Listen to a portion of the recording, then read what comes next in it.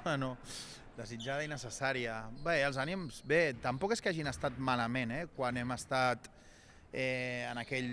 batxe de 6 derrotes, que no són 6 setmanes, perquè jo crec que s'ha de contextualitzar com són les 6 derrotes. Llavors, bueno, evidentment, les setmanes després de guanyar tothom està més receptiu, tothom està més alegre, bueno, sembla que les coses surten una mica millor, però bueno, incidint molt en els bàsics, que és el que ens va donar una mica la vida l'altre dia contra Araski, i bueno, Ferrol, un equip que ja porta temps jugant bé, que juga a doble competició, que ve de passar de ronda a Eurocup i a més de forma molt clara, amb una forma de jugar molt particular d'ells, amb la qual cosa hi ha molts punts seus que no són de vídeo, que no són de scouting, que són d'estar de bàsics, de no permetre coses senzilles, així que la feina serà complicada, sí, com sempre. Bueno, hem treballat molt, hem fet molt de vídeo, hem parlat molt, hem reforçat molt, més que parlar de lo negatiu, hem reforçat molt el que fèiem bé, perquè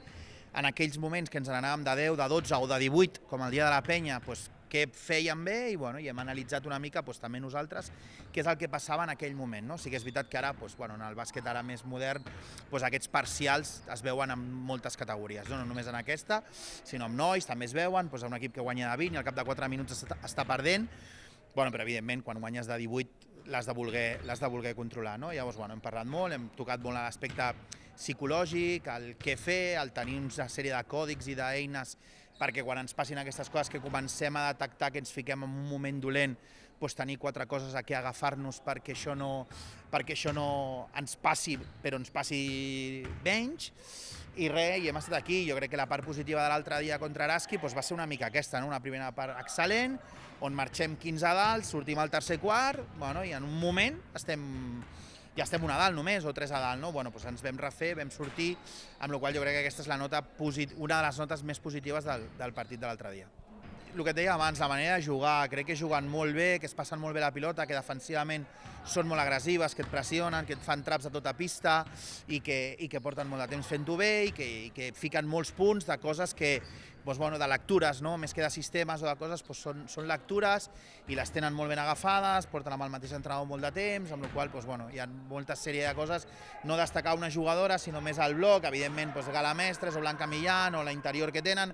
Hi ha moltes coses a destacar, però et diria que el que més és que el joc les fa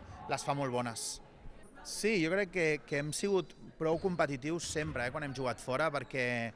recordo el partit d'EDK, que el teníem guanyat, recordo el partit d'Ardoi, que fem una molt bona sortida, després ens caiem i ens tornem a enganxar, però no ens dona temps. Canàries a les ratos vam estar bé, però potser seria dels pitjors dies